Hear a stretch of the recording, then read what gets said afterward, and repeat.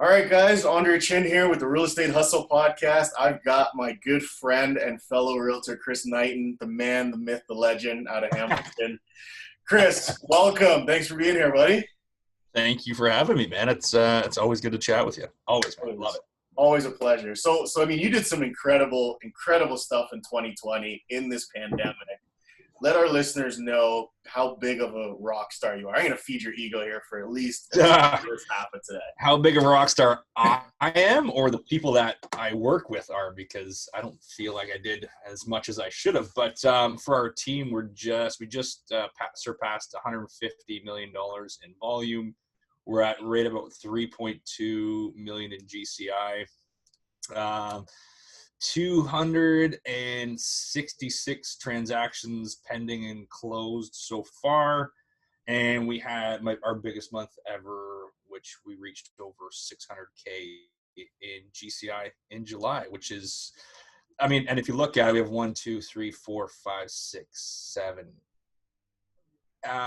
7, 8 agents like that were through that entire thing. So I'm really proud that we actually people moved. We helped them move on to other opportunities because during the pandemic really saw, I don't want to say their weaknesses, but where they wanted to kind of pursue. So we were actually less in terms of the amount of people, but in terms of agent production, I believe this year we still are the highest producing per agent team in the nation, which is what I'm most proud of. And I have nothing to do with that because they did it. Are you still transactional, or are you pretty well? Yeah, I did 38 transactions this year. Slacker. Yeah, right. That's incredible. Those numbers are absolutely mind-blowing. How long have you been in real estate? In total, about 17 years. In Canada, 5. So 5 years in Canada. And I mean, I'll probably get you to share the story at some point. So 5 years ago, you decided to start this team. And you go from 0 to 3.2 million in closed commission in 5 years. Yeah, it was actually July 4th, 2016. So was it 4.5 years ago? Yeah, because that was when we decided to start like hiring on people, and that's when I brought on some people that are still with me today, like Shannon Gibson and Justin Swicky, who they are our senior partners. We have 3 senior partners right now, and all 3 of them. So senior partners for us are people that reach over 200,000 in GCI to themselves, like net income to themselves. And they act as our kind of leadership sounding board with our leadership team of myself, Valerie, who's my director of ops, Justin's our VP of buyer sales. And then again, having Daniela and Shannon on there, who they became senior partners this year. It's, yeah, I don't know how I got on that topic. So. Wow. So to be a senior partner, you gotta do 200 net to me as an agent, right? I'm on your team. I got to do 200K to become a senior partner. What are the perks of being a senior partner? What do I get? Well, I bought them a nice gift that I'm going to share it. So coming for, I did this for them. I bought sweet Mont Blanc pens are my favorite, so those are coming in next week. But they're part of our leadership, and kind of we build an environment of leaders, so that's kind of implied.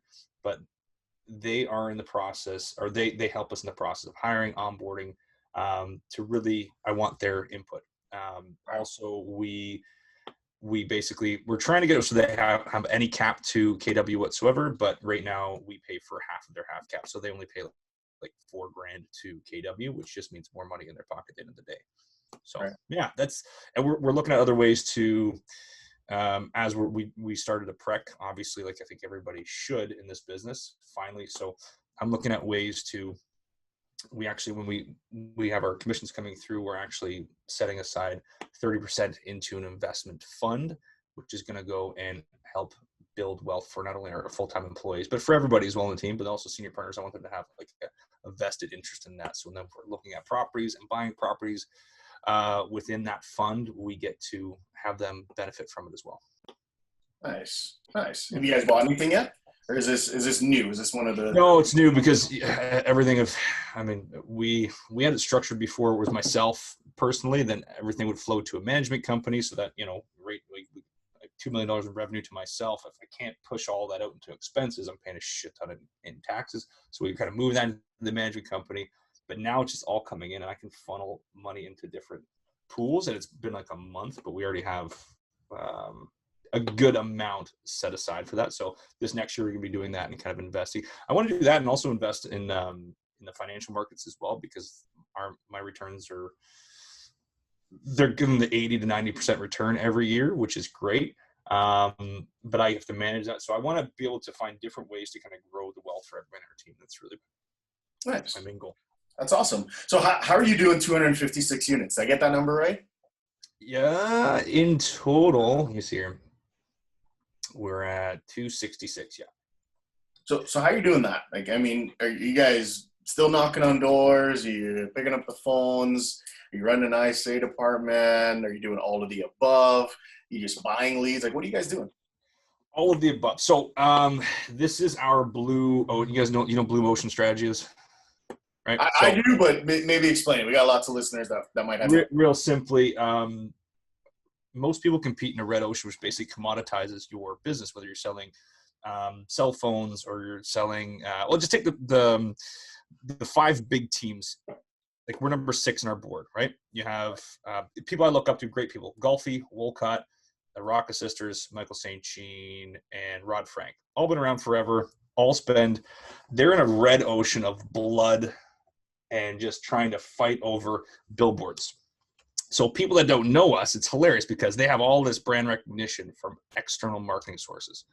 We have nothing, like nothing. So it goes these 5 and then us. And people are like, how is this possible? It's because our blue ocean, and we may go into that part of the external marketing eventually. However, Right. We're building a sustainable business for our people and our greater team. But our blue ocean is we're living by our mission. Our mission on our team is to build trust with our clients so that our clients can build better lives. And when we're doing that, and actually, I look at, I'm not going to show you right now, but if you look at, so what happened in April, we only did 9 deals in April, which was like break even-ish. And I look at, we were like, net income to the team was like, it was like 62,000. Our expenses were around 60 grand. So we're basically break even before taxes. But what we did is we dove into our database. And so the next month we did 20 deals and then 22. And then we did 39 sales transactions in July. So we look at that turnover of that 3 months between feeding to our database and building those relationships and building that trust, reaching out to people. 79 deals of that 266 came from our existing sphere, repeat clients, and referral, because we dove in and really buckled down there. And again, I don't know if we were talking about this or was the conversation I was having before, but a sense of urgency when there isn't an immediate sense of urgency. You know what I mean? Even though there's a little fire in the corner, I want to act like the place is going to burn down. So we got to go and attack that fire, whatever it is. And that's the way we've been able to do it in my mind, because we've built relationships. We're not a transactional based company, which again, sometimes it's not the easy thing to do. However, it's how I think we've been able to have this exponential growth, which again, I would like to see it a lot bigger, but looking at the numbers, makes me proud, because we've actually bought into our team mission, which is building trust with clients so our clients can build better lives. And that in turn starts to build on itself. We have what's called a wildfire model, where one deal turns into more, and that kind of continues to grow from there, because we do work together as true team members on the listing and buying side, where I think a lot of the trap, which is easy to get trapped into, including for myself, it's like, hey, I can go buy more leads and I can do this and do marketing. But lead generation is only one part of it, whether it's marketing, inbound or outbound lead generation. But if you don't have that follow-up and that trust, especially when times of strife or times of hard times, people will turn to people they trust. And one of the most amazing quotes that we heard from somebody that came, Peter Persetto was a good friend of mine. He came on one of our calls and he said, it's not, why did you get that listing, or how did you get that buyer? How did you get that deal? It's when did you create that relationship? And that's what we buy into, is like, when do you create that relationship? Because I still have people in my database that immediate ROI, people might look at it and be like, why are you wasting your time with those follow-up calls? They've never transacted. They're not going to. I'm not following up with my mission of building trust if I'm just talking to those people only for a transaction. I'm trying to build trust and educate. And from there, it's amazing how much more can spawn from that. So you guys are effectively putting deposits into the relationship bank so that at some point it yields a return on it. Absolutely. And that's, we always talk about all the time. Like this is, when I go back to, I always tell people about the MRA book when Gary's like talking to that guy and he's like, I don't work for money. And the guy's, we talk about you're a billionaire. And he's like, well, I don't work for money. I be the best version of myself and provide the most value I can to the people that I touch. And I get paid in direct proportion to the services or value I provide. Again, very hard because that's a long-term view. And I appreciate you saying that's great. We've done that in 4.5 years, but for me, it's like, it's painstakingly slow. Like my goal is to be the first to 1,000 in our board. And I want to get to 10,000. I want to be number one in the world, which we will, just going to take time because I think we're doing things differently because it's a foundational thing where I say we dig down first. Like our foundation is so huge. So before we start layering on external, like thousands of leads coming through, yeah, we have SEO leads and stuff we pay for. But the bulk of our business comes from, I don't care if we do Mojo, like a cold calling, if we door knock, if you have Sphere, Facebook, all that's great. It's how do you put those people into a database to systematically follow up with them and to build that relationship? Because again, lead gen's your number one job, but I always say of our model, it's our Knighton integrated success model. Your job's 2 and 3 in between follow up and setting, booking appointments. That's your business. Because I see so many people that do so much lead gen. I'm like, amazing. How many people in your database? Like 12,000. Awesome. How are you connecting those people on a monthly or quarterly or daily level? And they're like, oh, I don't. Right. That's just my thing is the follow up and building relationships. When you're dealing with somebody's largest asset they've usually ever purchased or the most important investment they've ever made for themselves and their families, man, it doesn't come just like that. And we're not I don't think we'll ever be commoditized as an industry because it's such an important decision. Now, when you look at sort of your follow-up system and you're going through these connections, how often are you talking to your database? Like, are you guys weekly, daily? How often are you guys? Well, it's a daily conversation with those people. We are one. If you look at our relationship building square, it's what we base everything off of. I gotta pause you. You know what I love about you? You got a name for fucking everything you do. The Knighton follow-up system, the relationship square, it's honestly, I'm an organizational nerd. And when you have those things, you can I tell people if you get the right people that buy into the shit that works and there's this new lead generation platform, I'm like, perfect. It's amazing. All that does is feed into the foundational models that we have. And it's funny because I do, and I name everything. I'm such an organizational nerd. I love to know what's happening. Then we can say like our ovation model, which is, I can get that later on. That's the foundation of what we run everything off of. And our relationship building square is you connect with that person. Say it's an open house. You meet with that person. You directly put them in the database right away. You follow up with them before the end of the day with a phone call, thank them. Then the other side of that is you send out an email. You make sure everything's correct, their information. Send out an email with an item of value. So you're providing value before asking for anything. Then you send out a handwritten note card with a few of your business cards. The last thing is you need to set a reminder and to follow up with them. Because I say it all the time. When I first went back to Canada, I had people pissed off at me at our brokerage. They're like, Chris, that was my client. And I'm like, oh my God, they didn't mention anything about you. I am so sorry. And I was really naive. I'm like, oh fuck, I didn't mean to. Yeah. And there was one woman that was really, really mad at me. I won't name any names. I don't think she's with the brokerage anymore. But she's like, I knew these people. They came in my open house and we had the best conversation. I had an appointment to follow up with them on Friday. And when I talked to them, they said they'd already listed with you and they were putting an offer in tonight. And she was pissed. And I'm like, oh, my first thing is I want everybody to like me, right? So I'm like, please still like me. And but then I realized, I'm like, by the time she had a great conversation, and this is 2016, the market was starting to get hot. So we did amazing open houses, but she did a good one as well. That person, she met with them, had a great conversation, and her mind, it was like, this is amazing, a future client. So from Saturday, I think it was, until Friday, she didn't talk to him once. So met Saturday, the previous week, and she's like, I'll give you a call, we'll get everything set up. I'm looking forward to working with you. Follow up on Friday. In her mind, she was following up in her system. But I look at him like, okay, I met him. as soon as it was the open house was done, I called, put him in the database, thanked him for coming. So I met him face to face. I called him. I said, "Oh, I'm going to send you over that market report on your property." I sent that to him that day. He read it over, and I could see when he opened it up. Then on Tuesday, he got a handwritten note card from me because I was going to do that, and I knew he wanted to do something. So I set the appointment that day it was for Thursday. So met him face to face, sent an email with value, called him, he got a note card in the mail 2 days before we met. Then when I sat down, I put a reminder to call him, follow up before the meeting, met with him, signed everything. He's like, "Actually, I like this property. I want to put an offer on." So I had 8 touch points before she decided to call him. Yeah, before she called him back.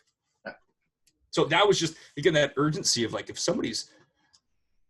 if I didn't provide value, he wouldn't have used me. However, he was like, and then by the time he got back to it, he didn't even really remember her. And he knew her from before. He's like, "Oh yeah, I forgot I met with you as well."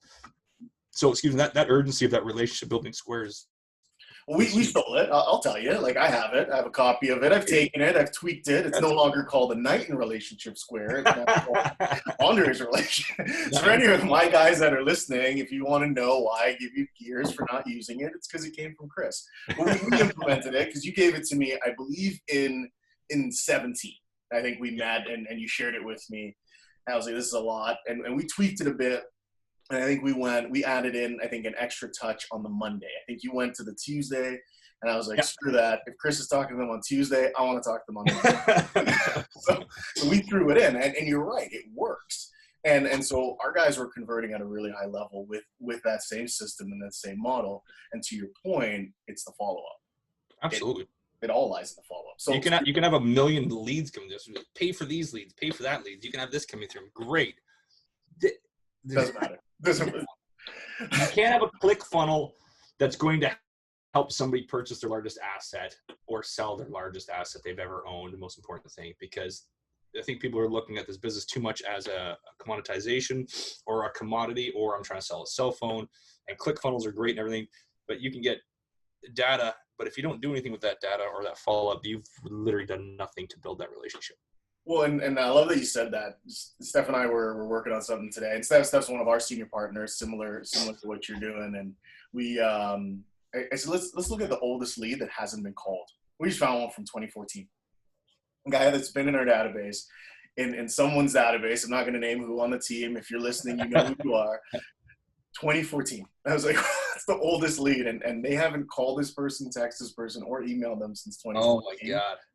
I'm going to put a bet on it that person has done 2 real estate transactions in that time. We're going to get a hold of them today. That's the goal. We're going to track this person down.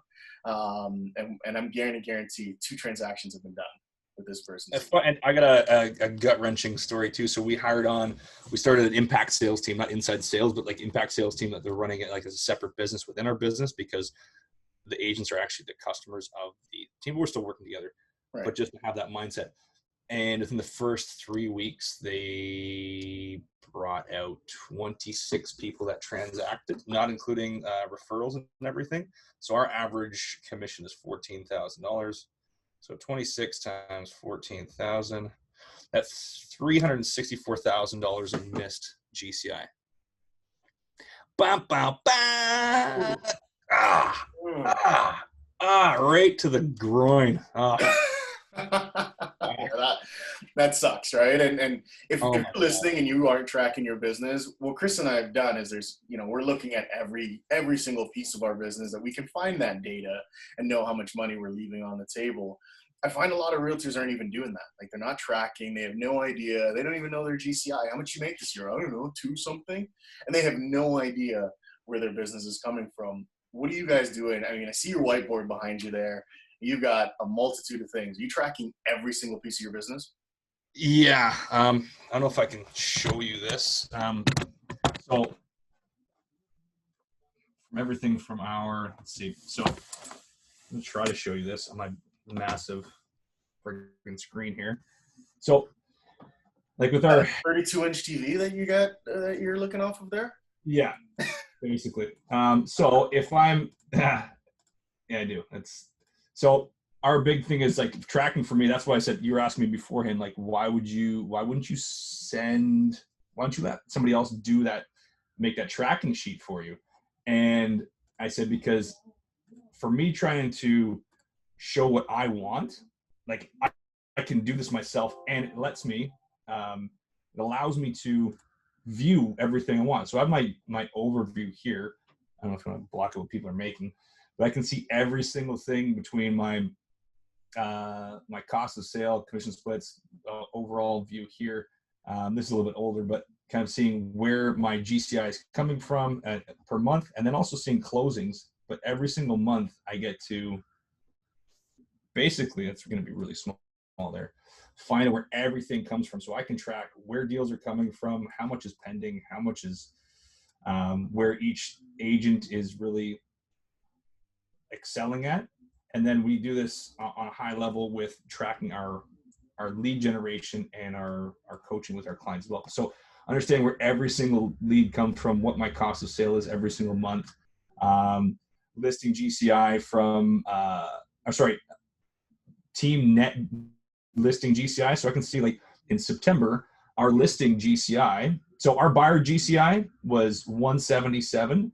Our listing GCI was 152. However, I can say or see that my team, like what comes to our business, was 111 on the listing side. Even though we did less overall GCI, it was 111 compared to 84. So I can see that difference in percentages. And the craziest thing, which I've done, is take this. Sorry, I'm going to do this. This is all nerdy stuff, but I've totally, this is what I said, I spent 46 hours on last week.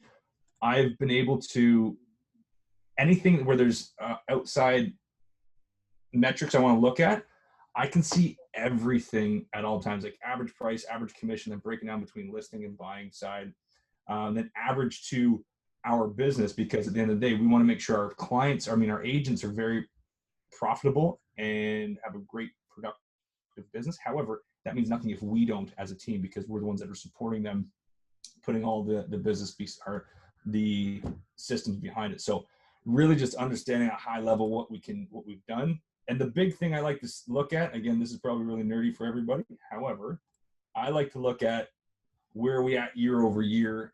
And when we're looking with our team members, I don't know if you can see this, but yep, we can see our projections. Our projection was for 3 million in GCI.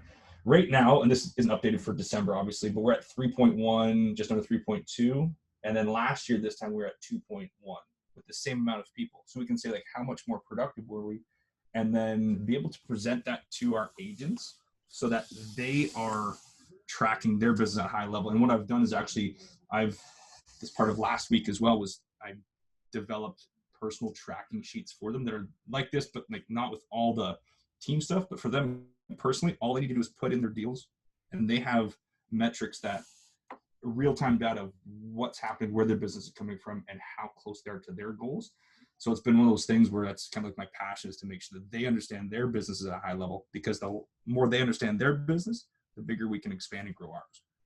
And they say jocks can't be nerds too, right? No, I'm the biggest nerd in the world, man. It's hilarious. I love it. Hockey player turned nerd. Yeah, I was a nerd before I was a hockey player. So that's awesome. That's cool, man. Thanks for sharing. And I mean, for those of you that are listening, what Chris is basically saying is track everything. Doesn't matter what it is, track it, build metrics around it so you can scale it and you actually get a business. Chris, one of the things you and I have had interactions over the last 5 years pretty consistently. I think I kind of keep chasing you and saying, hey, let me in. I'm going to be a part of your world. But before that, you were in the States. You've already been through, you went through the recession. I know we talked about that at one point in time. And now you're going through a global pandemic. And I think you won in both of those. Best year ever for the team, I think, was this year. And when you went back through this in 07, 08, where's that grit coming from? Stubbornness. Just I fucking hate losing. And and grit. If you ever listen to Angela, the lady, I was gonna say chick, the woman who wrote that. Angela Duckworth, I think is her name. That's it. Yeah, I knew a guy named Bart Duckworth once. Bob Duckworth. He was a lawyer. I love it. I don't know what the hell saying. Oh, and if you listen to her, and it's So grit has two factors, and this is where I try to get my children and everybody around me to really understand is that you can just go and do the same thing over and over again and just be a glutton for punishment. But grit really comes down to you're okay with getting back up. Now it sucks during the time. Like it's the worst. I tell everybody the recession was the worst and best time of my life, because if you get to go through those things and you kind of come out the other side and you can understand, it puts your brain in a different way that you get back up. But then she said the second part of that is be okay and get your ego away and just keep going to kind of learn, but be able to remove yourself from that experience and learn and adjust from there. And it comes back to what is your best resource? It's being resourceful. And if you can be resourceful and figure that out, it's not just like, I'm going to keep doing, like, I'm going to try to think of the fly in the window, right? The fly's never just keep banging its head against the wall, which keeping doing it is going to be, is going to have grit in that one perspective, continue to keep doing it. However, eventually it's going to die. Right. If you can remove yourself from that and see a different path and learn and grow from there, it puts you in a better perspective to say, like, that fucking hurt. That sucked.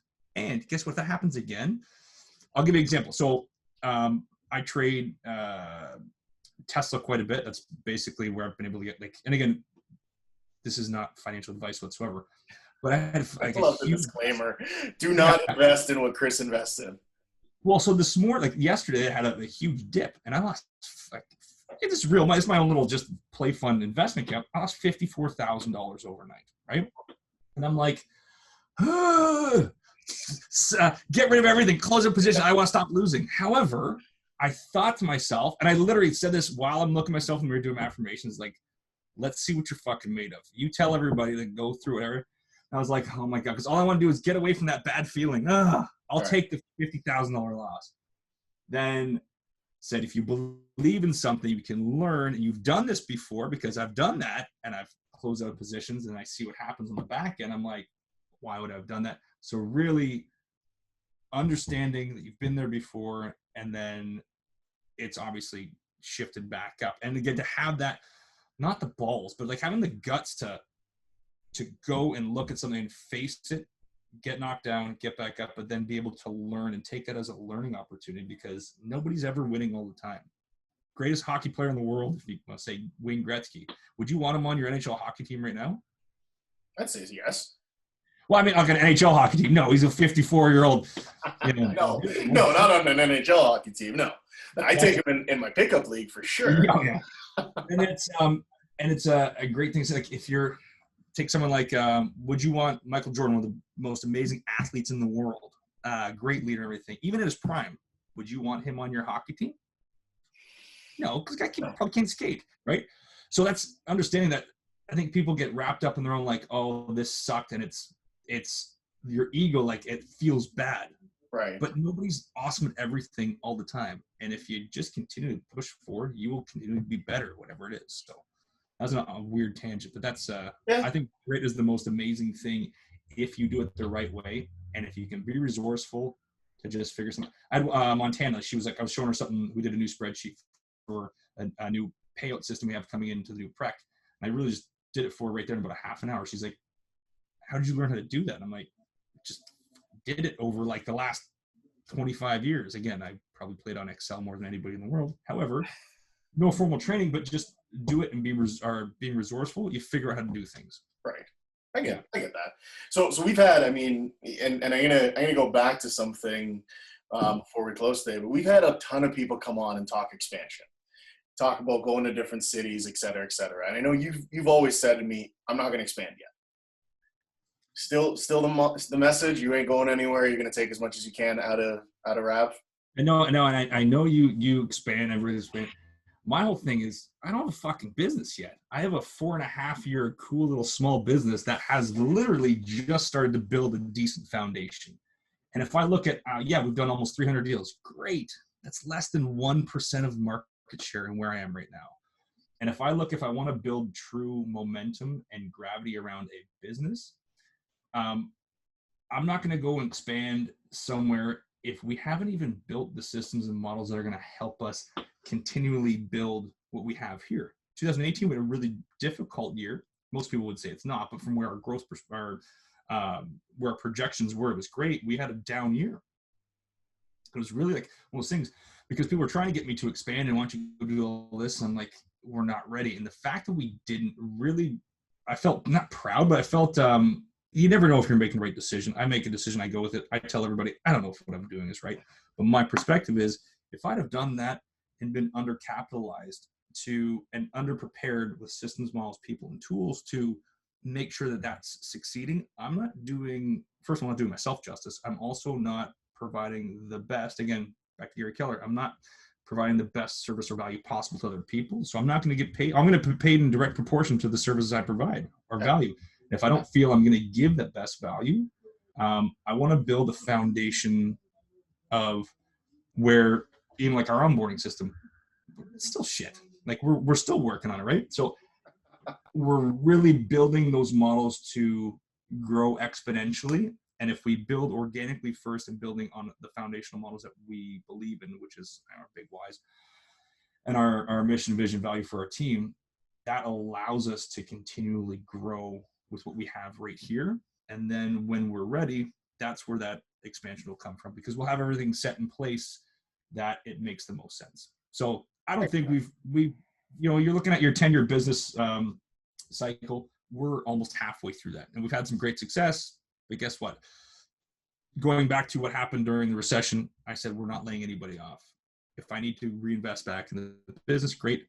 I'm very fortunate that I'm very well capitalized personally, but also in the business, so that if we didn't make a commission for a year, we wouldn't have to lay anybody off. We'd still have the people in place to push forward. Where I saw a lot of people too undercapitalized, like spread too thin, and they had to kind of take stuff off the plate with its marketing people, and we just pushed forward.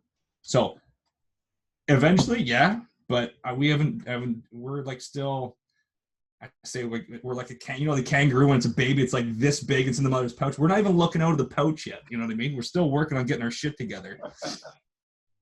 So you have a saying for everything. I love that.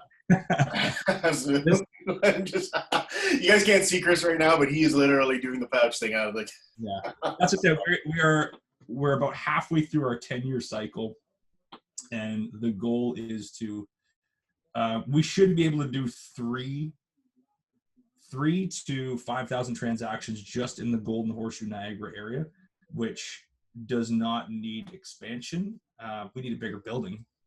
Right. So if anybody knows any commercial properties that would be a good fit for 50 some odd agents, that'd be great. But yeah, that's my, and then I always tell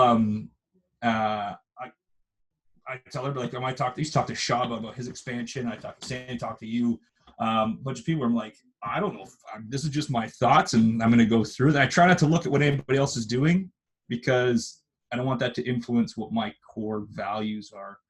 And whether it's right or wrong, there's 10 different ways, a million different ways to run this business. And for me, it's like, this is my thoughts, and I go with what I feel is right. And try not to, I don't pay attention to anybody else, but like, it may sound narcissistic. It's not that I don't care about anybody else, but what you do or somebody else does has nothing to do with the way that I run our business, because we're founded on a mission, vision, value that guides every single decision I make. Right. Makes it easier. I'm not smart enough to work on my feet.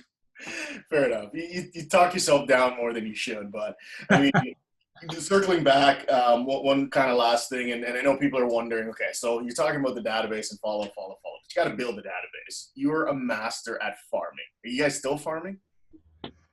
So people say that, and I appreciate it. Like as an individual agent, it was, so when I came back to Canada, I purposely built my house in the highest dollar, highest turnover, in the not Golden Horseshoe, in like Hamilton, Stony Creek, right?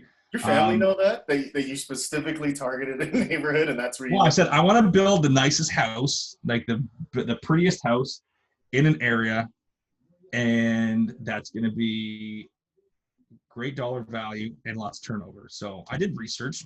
Not gonna lie. Yes, yeah. It was because I really want to do. My ultimate goal when I came back was like, I wouldn't say basically retired, but I was kind of like retired at 30, right? And I decided to let's blow everything up, so I can come back to Canada and start from scratch and work literally 16 to Yeah, about 16 hours a day for first year, right? But when I did that, it was I wanted to take over this area because I wanted to work from home. I specifically built our house with a nice office, and then I had kids and realized how useless that door was. And I said I wanted to work from home, and I wanted to make my goal. I want to make $500,000 a year, not work too hard, and not travel too. I want to build a walk, and I love 50-point area where we are. And so I would call and door knock and send out shit every day. That's all I did. I didn't venture outside of that too much. Now we're kind of all over, right? But for the most part, like that's all I did. And people hated me, like the agents in there. Like they hated me. It was great. Because when I first started door knocking, I remember it was December 2014. Like I literally just got my license. And then I was freezing my ass off, and people were like, "Oh, it's very nice, you young man," because I looked a lot younger a few years ago. I didn't have white hair. I didn't have children. But they'd always be like, "Thank you, but good luck." But there's a team here that just kind of they take over this area. You probably want to go somewhere else. I'm like, "Thank you very much." And then I put a goal in place with the guy who was helping me build my house. And I was like, this is what I want to do. I want to take over, do this many deals in this area. And he's like, you want to be realistic. But no, that's I'm going to be doing it. He's like, sure. And then 6 months later, I was number one team, but it was just me. It was Chris. I didn't even have an assistant at the time. And the first year we did like under contract, like 72 deals. And I think 50 of those were in that subdivision where I was at. And here's the thing, people are like all happy, like, oh my God, this new guy, he's amazing. He's doing all this stuff. He's working really hard. Second year is like, okay. Third year, it was like haters come out of nowhere. Like, when you get like too successful. Yeah. And then we had the 2018 kind of said, fuck it, just keep moving forward. And yeah. So if I'm farming somewhere, it's just doing it every single day and being specific on where you're doing it. What are you telling to agents that are listening that are, maybe successful, maybe not, doesn't matter, but they want to get to your level of success? What are you sharing with them? What are you telling them right now? In terms of what? I don't know, man. The world's your oyster. What would you say? I'm coming to you outside of when you told me I was selfish. Didn't like you for a little bit after that one, but outside of hey, stop being selfish, get your shit together. What are you saying to an agent who wants to chase Chris Knighton and get to that 3.2 million in GCI or 10 million in GCI that you're eventually going to get to? I'd say what's success to you? Okay. And then say, because if it's success is just money, it'd be like, it's the stupidest thing in the world, because it's great, money's fantastic. I'd rather have a lot more than a lot less. However, I would ask what's important to you, and then I would ask like, okay, where do you have a written? You've seen. Oh, sorry. This is our success system right here. And I've taught on that. If you go to KnightonSuccessSystem.com, you can see my video I did for the pro development thing here. But everything starts over here with the, be, do, have, and all that stuff. But if you look at what's your why, what's your mission, vision, value, do you have a 135 and a 411? And then underneath that is goals, because you should tie your goals to who you are. And again, the foundational models of with the business, it's yourself. If you don't have something that's going to anchor you, and this is just my thoughts, but if you don't have something that's going to anchor you to why you're doing something, not even like the cliche start with why, which is not a cliche, but if I don't have a why, it's my kids, or it's my wife, have something that's bigger than anything you could think of, and what's going to drive you through shit times, through good times, and help you stay in line with your ethics. That's going to help you. So the first thing I would say is, why are you doing this? Who are you? If you don't understand who you are, even if you have great success, guess what? You're going to be coming back around. If you can see this, it goes from the be, do, and then to the have, and then the other one flows right back around, and you get to readjust your why, your mission, vision, value, your 1, 3, 5, 4, 1 goals. And when I tell a lot of people that, people that want to join my team, like, I want to make $1 million. I'm like, great, let's start with this. Most people are like, I just want to do deals. I'm like, I've done that. It doesn't work. Oh, it does. You can do that. But so I would always ask people, and the people that we've attracted, because, I don't do any, recruiting. I've never recruited. We naturally attract people that fit within that, because I think we live by our mission every single day. Myself personally, I try to. And that attracts those people because we have a very strong why, mission, vision, value with the organization, plus myself. And if we live by that, we attract the things around us that we become. Does that make sense? So again, everyone says like, well, what's the secret? What would you do? I'd be like, that would be my first thing. And then you can teach anything on that. Like sales is, sales is simple. It's not easy. Is that what it is? I always say it's easy. It's easy. It's not hard. That's my new thing. It's easy. However, if you have foundational stuff, so most people when they come to me for advice, or if I coach or whatever, they want to see what do we do to do deals? I'm like, it starts foundationally first. Yeah. Okay. Easy as hell. Get your foundation together, figure out where you want to go, put a plan together, herd 135 in there, and then build it up from there. Absolutely. And that your goals, if you see this, your goal is your last thing, because your why and your 135 and your mission and your 411, which is the most important thing that we use as a tool, that all filters into your goals, because it's not your goals and then that. It's who am I? What do I want to do? And how do I do it? Okay. I love it. Mic drop. I dropped my pen. Sorry. That's awesome, Chris. Thank you so much. And how do we get a hold of you? I mean, I heard you say you coach. I know you're going to have people that want to reach out to you, connect with you. Are you social media, phone, text, email? How do we get a hold of you? I am a social media whore. You can reach out to me that way. No, you can. Chris at Knighton Real Estate is probably the best way. My number is 905-515-1276. And a lot of times when people call and they're like, oh shit, this is actually Chris. I'm like, yeah, I gave you my number. I'm not going to have somebody else. That's my personal cell phone. Yeah, man, I love my mission my written down mission is to be the best version of myself every single day, so I can show up 100% to everybody I touch, so I can help them live their best lives personally, spiritually, financially, in their business. So that helps me live out my mission when people call me.